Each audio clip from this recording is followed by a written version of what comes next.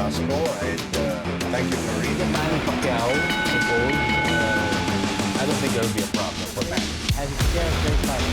But every once in a while, human mind can also be controlled and muscle.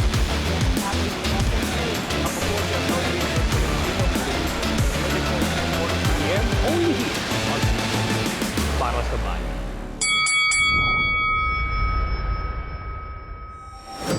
That's the opening bell for Round by Round presented by Eastern Communications. Mabuhay Pilipinas, welcome world. I'm Nisi Casiano. Attorney Ed Tolentino joins us later on in the show. But tonight, two gentlemen will be sharing this platform with me to discuss the latest topics in the world of boxing today. Let's do it round by round style. Hailing from Imus, Cavite, he's the managing editor of Fight Game Asia, Robert Belen. Robert, welcome to Round by Round. Welcome sa lahat ng taga-subaybay ng Round per Round. Welcome. Thanks for inviting us here, Nisi. In the other corner, hailing from Las Piñas, Metro Manila, a boxing reporter from GMA News Online. Ladies and gentlemen, JM Siyasat. Hey, what's up, guys? Thanks for having me. Now, gentlemen, let's get it started. It's official, Manny Pacquiao is running for president of the Philippines in the 2022 elections. He filed his certificate of candidacy along with running mate Lito Atienza last Friday, October 1st. Gentlemen, we all know that this decision to run for the highest position in the country came on the heels of his retirement from the sport of boxing. But let's address the elephant in the room. The biggest question is, will he stay retired after the elections? In boxing, it's not new. If a boxer decides to unretire and get back inside the ring, Manny did just that in 2016. Remember, he called it a career 5 years ago when he ran for senator. Months after winning a seat in the Senate, he came back. Robert, do you honestly believe that we've seen the last of Manny Pacquiao inside the ring? To be honest, Nisi, parang hindi pa eh. Yeah, just like what you mentioned, he did this 5 years ago, back in 2016, after his third fight with Bradley. He announced that he's retired and he'll just focus with the position that he was running at that time, which was a senatorial seat. That then eventually, after he won the seat, after I think that was 5 months, right? He fought Vargas. Then the rest was history. He fought a number of times. So same scenario, 5 years after again, pero this time he will be running for a bigger seat. If you're gonna ask me, if I'm gonna base it with his last fight with Ugas, actually he still has it, you know. He can still fight. But if you're gonna ask me if he'll do the same thing, for me possibly yes, because he still has it. And if you've been doing this stuff for more than 2 decades, eventually tatawagin ka pa rin ng your body to do it again. In 2007, lumaban pa nga si Manny Pacquiao against Jorge Solis while in the middle of a campaign period for his congressional bid against Darlene Antonino Custodio in General Santos. Ginawa niya ulit ito noong 2010 against Joshua Clottey, and in 2016, tulad nga na sabi mo, Robert, against Timothy Bradley. That was the third fight. JM, were you surprised with Manny Pacquiao's approach to his political bid this time around? You know, the thing about Manny Pacquiao is nothing he does can surprise you anymore, you know. We've seen this over and over. Like you said, Manny Pacquiao has supposedly retired in 2016. Then he came back during a campaign. You know, he would fight. You know, it's free PR, it's free publicity. To be honest with you, I was surprised with the way he announced his retirement. Kasi meron nga lumabas pa na article sa Vice News that it was half campaign, half music video. So just not too long ago, me and Kuya Seb Sarmenta, veteran sports analyst, we're talking about it. Was this just a PR move? Because Kuya Seb, you know, as an expert in the field of public relations, he felt that it was perfect timing, eh, no? And the announcement came after he actually filed his certificate of candidacy, after he announced that he is going to run for president. So for me, I think he could have at least fought once more na parang go out on a blaze of glory, go out on a win. But if itong naging decision niya, not surprising kasi if I'm not mistaken, he also said back in 2016 when he retired because he wants to focus on his Senate duties. No? So this time, I don't know how you will read it, pero parang mas well prepared yung announcement niya for supposedly his retirement sa boxing. We can all agree that the fight against Yordenis Ugas was intended to be both a publicity stunt for his political bid, and you can consider it as a farewell fight. Now, the problem here is that he lost to Ugas. We talked about it on the show a couple of times that he could have considered fighting again before February 8th, which is the start of the campaign period.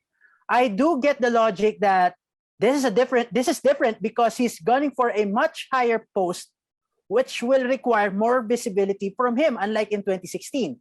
But speaking of retirement, he could have walked away in 2016 with a victory against Timothy Bradley, and in 2019 against Keith Thurman. Just like many legends in the sport, he went out on his back if this is it talaga. Now, gentlemen, are you guys at peace as to how Manny Pacquiao exited the sport? Let's start with JM. The thing about boxing is you're really never gonna know what's going to happen next, no? If we will take a look at his arch nemesis, sa kanyang arch rival sa Floyd Mayweather, nakailang retire, nakailang balik. Yung huli, Logan Paul pa, di ba? Meron pang Conor McGregor, di ba? So you're never going to say. Kasi, Tenshin Nasukawa pa. oh, di ba? May daming ganon. Maybe Manny Pacquiao does an exhibition. We can never tell for sure, in this sport. And the only person who can actually state it for a fact is si Manny. But then again, guys, we have to look at the history of boxing. Back then, George Foreman made history by becoming the oldest heavyweight world champion in history at 45 years old when he knocked out Michael Moorer.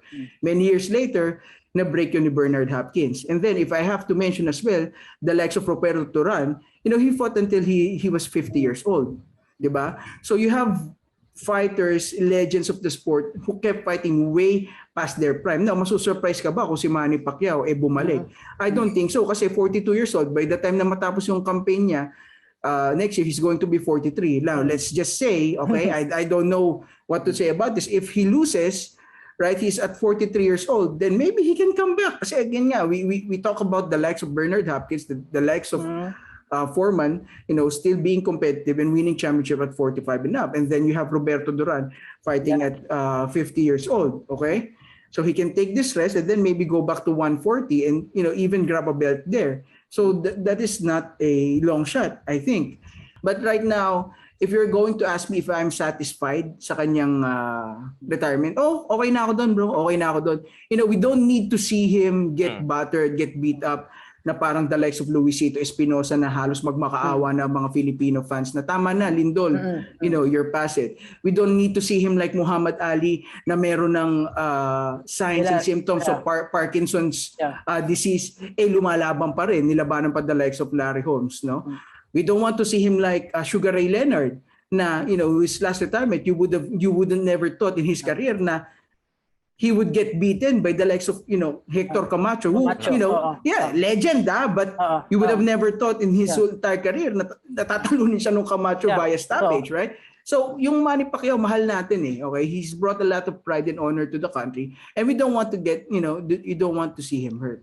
Ihiramin ko nga yung laging sinasabi ng aking asawa. Yung mga nagsasabi sa kanya na mag-retire, it's coming from a place of love.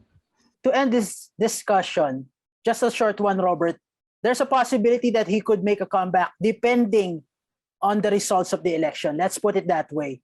Would you want to see him back in the ring? To be honest, hindi na Kasi what else do you need to prove, di ba? So you have done everything already. You have achieved a lot of things. Actually, 8-weight division boxing champion. Parang malabo na yata ma-break yun. Then you have achieved a lot, won a lot, beaten a lot of champions. So if you're gonna ask me, I think that's it for Manny. Wala na akong nakikitang dahilan kung bakit babalik pa si Manny. Yeah, given the fact that you mentioned, the possible factor dito is the result of the election, and as what JM mentioned earlier, magastos itong election knowing the fact na presidente pa or the highest seat sa Pilipinas pa yung tatakbuhin niya. So though of course alam naman natin may Manny got the money, pero as what I mentioned earlier as well, kasi baka hanapin pa ng katawan niya. And again, yung laban naman niya against Ugas, hindi naman siya lopsided na he was beaten unanimously. Lumaban si Manny, he still has it.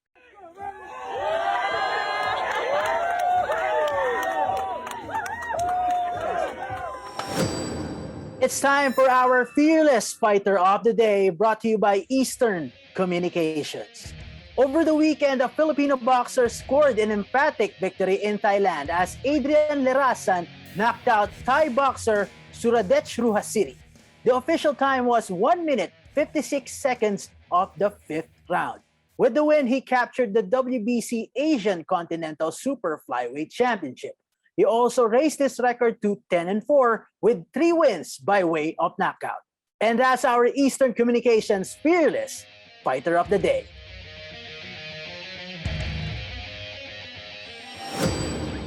Ryan Cavanaugh and Thriller are in hot water again for changing the dates of the fight between Teofimo Lopez and George Cambosos. It was supposed to happen on October 4. Now it's moved to October 16. Plus, they changed the venue from Hulu Theater to Barclays Center in Brooklyn. The justification was it would create conflict with the game schedule of the NFL. But as we all know, the schedule was released as early as May. Now, Cambosos wants the IBF to intervene. With all the circus that they've held, do you think their one and only chance to redeem themselves in the eyes of the boxing world is slipping away from Thriller? Let's start with JM. Okay. You know what? When this fight was announced in Thriller, the impression that came to me, okay, ito yung shot ng Thriller to make themselves look like they are a legitimate boxing promotion. Okay? I can still remember Bob Arum way back sinasabi niya, I'm not going to offer money for the Lopez Cambosos fight for more than it is worth. I believe Bob Arum put some 2 million on the table dun sa first bid, because he said he's not going to put up more than 3 million more to put this up. And then came Hearns, right? Yes, and correct. He placed 3.5 million on the table. Yes, and then itong Thriller, out of nowhere, right? I don't know how they do their business. Naglabas Offered 6 million. Offered 6 million. Okay, I don't know how they are going to recuperate their money. Okay, so look, this is their shot at legitimacy. Okay, because when we talk about Thriller, the things that come to mind is circus act, clown act, circus sideshow, freak show, whatever it is, exhibitions, washed up fighters doing this, doing that, concerts, Justin Bieber, di ba? There's no legitimacy. Okay? They made a mockery out of boxing. Now, they had this one chance to actually do something legitimate, promote something legitimate for the sake of, the real boxing fans. Kasi yung mga ginagawa nila before, ang target naman yan, casuals Yeah. Diba? The YouTubers, whoever the target market is. So, I think what they wanted to do here was to actually lure the real boxing fans in. Okay? Now, they know what to do and how to do dun sa mga circus sideshows nila. Yeah. Correct. But the problem here is this. Do you really know how to promote legitimate boxing? Do you really know how to operate as a legitimate boxing promoter?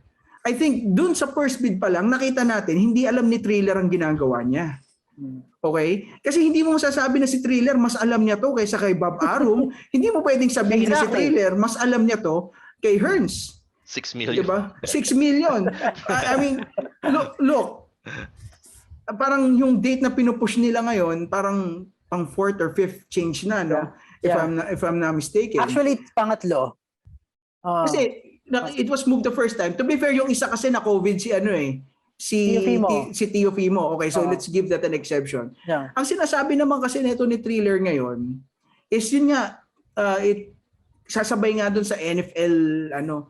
I think it also goes to show na they really don't know what they're doing. Do you honestly think that if you put this on a later date, somehow, some way, football fans would watch this show? Diba? It's not going to attract casual fans. Etong laban na to, ang i-attract mo dito, the people that you lure into this fight, are the boxing faithfuls. Okay? You don't have to worry about, at least to me, you don't have to worry about the football fans. Yeah. You don't have to worry about the casual fans. And alam yan, in my opinion, I think, alam yan ni Arum, alam yan ni Hearns. Kaya hindi sila makapag-bid ng ganung pera. Robert, ang surprising dito is willing si Teofimo Lopez to fight a substitute. Now, speaking of Teofimo Lopez, he is really trying hard to make himself a bona fide star as well as to earn a big payday. Do you think being associated with Thriller is doing more harm than good to his career? To be honest, yes, of course. Kasi alam naman natin, Trailer, if again, just like what mentioned, JM mentioned, if we heard the word Thriller, papasok sa'yo yung Ortiz, yung Holyfield, and the other, yung mga fights before na they are organized, right? Yeah, Ako naman, mas malala. exactly. So ako naman ang tinitingnan ko dito, the reason why they put that big money, 6 million, because I think they're planning to put this on an undercard nung Mayweather Paul. Then again, ayun nga, nagka-COVID, then hindi na natuloy. Then ito naman ang theory ko diyan kung bakit they moved the date from October 4 to 16.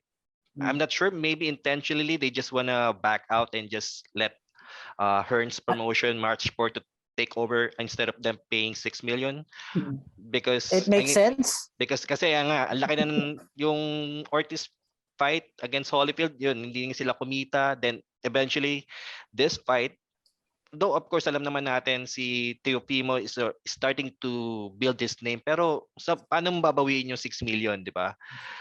And the fact that if ever Combosos decided not to sign the contract, then again, magte-take over yung the next bidder, which is Hearns, Matchport. So possibly, yun ang nakikita kong theory. So, they choose their poison. So, yung kaysa gumastos sila I like na mas that term. malaki. So, yun na lang. Or I rather hope that the fight or the promotion didn't go through. We're less than 2 weeks away from October 16. Do you think that there is still a possibility that both parties will just agree to compromise just for the fight to push through? Let's start with Robert. Of course, andun naman yung possibility. And of course, for Combosa's part, this will be his biggest payday. All you need to do is just to agree the new terms, October 16, sign the contract, and that's it. He'll be set to earn 2.5, I think, roughly $2.5 million, which is for way the biggest payday that he'll be getting in his entire career. And so again, if you going back to your question, of course, that will always be a possibility na matuloy pa rin yung laban. And 2 weeks, both fighters have already prepared enough. So nandun na yun nandun na yung preparation. So I think for me, possibly pa rin na matuloy yung laban na to. JM, just a short one. Your take on this? Well, it really depends on the fighters, no? I mean, if they want to compromise, because as fighters, of course, you want to get as much money as you can about fight. But then again, when you are working with a promotion that doesn't know what the hell they're doing, is it even realistic to think you're really getting that money? Diba? Maybe it's time to move on. Kasi again, it just messes you up. It messes your conditioning and everything. So it depends on them. If I was managing Cambosos, if I was in his camp, or maybe I was the fighter, tama na. I mean, nakailang cancel, lipat na tayo and all. So, yeah. For our next segment, we turn it over to Attorney Ed Tolentino. Hello guys, Attorney Ed Tolentino here and welcome sa trivia portion ng Round by Round. Dahil formal na nagretiro sa professional boxing si Manny Pacquiao, ang kanyang August 21 fight kontra sa WBA World Welterweight Champion Yordenis Ugas, itong laban ito went down in the record books as the final fight ng ating pambansang kamao. Umabot na mahigit kumulang 26 years ang karir ni Manny Pacquiao at nag-retire sa boxing at age 42. Pambihira ang longevity ng ating pambansang kamao. Kaya naman sa ating trivia portion, ating ikukumpara itong longevity ni Manny Pacquiao, yung kanyang huling laban sa record ng ibang mga retired Pinoy boxing champions. Meron bang ibang Pinoy boxing champion na lumaban sa world title sa kanyang huling laban? Malalaman natin yan dito sa ating trivia portion ng Round by Round. Ibang klase talaga naging boxing career ni Manny Pacquiao. Si Manny Pacquiao ang natatanging 8th Division boxing champion. Si Manny Pacquiao naging kampiyon from flyweight hanggang sa junior middleweight division ng pro boxing. Namalagi si Manny Pacquiao sa boxing for 26 years at nag-retire at age 42. Ang bansang Pilipinas ay nakapag-produce na ng 44 world boxing champions. Pero iilan lamang sa ating mga retired boxing champions ang namalagi sa boxing for 20 plus years. After the 26 years of Manny Pacquiao in boxing from 1995 until 2021, nandyan ang 22 years na ipinamalagi sa boxing ni dating world middleweight champion Severino Garcia. Si Garcia lumaban from 1923 until 1945. Nandyan din ang 21 years sa boxing ni 2-division world champion Jerry Peñalosa at 2-division world champion Luisito Espinosa. Based naman sa ating mga active boxing champions, nandyan ang current bantamweight champion na si Nonito Donaire, who is already on his 20th year in boxing. Humahataw pa ang The Filipino Flash at age 38. Nandyan din ang dating world flyweight champion na si Sonny Boy Haro, also on his 20th year. Iyon nga lamang, itong si Haro ay hindi pa lumalaban since 2019. Inactive, pero hindi pa niya official na ina-announce ang kanyang retirement. So nasa active list pa rin itong si Sonny Boy Haro. Ang dating world junior lightweight champion, Gabriel Flash Elolde, fell just a few days short of completing a 20-year career in pro boxing. So ayan mga kaibigan, ang mga 2-decade man ng pro boxing sa Pilipinas. Iilan lamang ang miyembro ng association na ito. Ang huling laban ni Manny Pacquiao ay nangyari noong August 21, 2021. Si Manny Pacquiao sa kanyang huling laban lost by decision to WBA World Welterweight Champion Yordenis Ugas. Bagamat talo siya sa kanyang huling laban, abay pwede naman ipagmalaki ni Manny Pacquiao na yung kanyang huling laban is for a world title at ginanap sa meka ng boxing ang Las Vegas, Nevada. Plus, binayaran pa si Manny Pacquiao ng tumataginting na $5 million. Hindi pa kasama ang kanyang share sa pay-per-view income. So napaka-impressive na final fight ito para kay Manny Pacquiao. Meron tayong ilan na mga Pinoy World Boxing Champions who were able to win their final fight. Pero karamihan sa mga ito, yung huling laban nila, hindi na kilala yung kanilang tinalong boxer at wala nang kwenta talaga yung laban na iyon. Hindi katulad kay Manny Pacquiao, main event at talaga namang covered ng buong mundo. For the record mga kaibigan, hindi si Manny Pacquiao ang tanging Pinoy boxing champion who fought for the world title in his last fight. Meron pa. Si Ben Villaflor, ang dating world junior lightweight champion, he fought for the world title in his very final ring appearance. In 1976, natalo si Ben Villaflor kay Sammy Serrano para sa WBA World Junior Lightweight title. Ito ang naging huling laban ni Ben Villaflor. Also, meron tayong dating Pinoy World Boxing Champion who ended his career still a world champion. So ibang klase nagtapos ang kanyang career, world champion pa din siya. Siya ay walang iba kundi si Pancho Villa, ang kauna-unahang boxing champion ng Pilipinas. He won the world flyweight title in 1923. In 1925, natalo si Pancho Villa kay Jimmy McLarnin. It turned out to be his last fight sapagkat namatay si Pancho Villa after the fight because of a gum infection. Pero ito ang sistema mga kaibigan. Yung laban kay Jimmy McLarnin ni Pancho Villa, hindi nakataya ang kanyang world flyweight title. It was a non-title fight. So lumalabas, nang mamatay si Pancho Villa, he was still the world flyweight champion. Iyon nga lamang ibang klase ang naging retirement ni Pancho Villa. He was forced into retirement. He died, namatay siya because of a gum infection. But on his deathbed, he was still the world flyweight champion. At yan mga kaibigan ang ilang trivia tungkol sa longevity ni Manny Pacquiao kumpara sa records ng mga Philippine boxing champions. What a career it was para sa ating pambansang kamao. Thank you, Attorney Ed. But before we say goodbye, we would like to thank Mr. Robert Belen and Mr. JM Siasat for joining us on the show tonight. JM, Thank you, bro. Thanks for having me. Robert, Same intro. Thank you, DC, for inviting us. Hope this won't be the last. So again, yeah, thank you Yeah. very much for inviting us round by round. and that's the final bell for today's episode of Round by Round, presented by Eastern Communications. I'm Nisi Casiano. We're on Facebook at 9 p.m. Monday to Friday and on our YouTube channel right after. Boyet Season, Ryan Songalia, and Dennis Principe are working the fights for you tomorrow. So catch them on the next Round by Round. All boxing, all Filipino, all the time. See you tomorrow.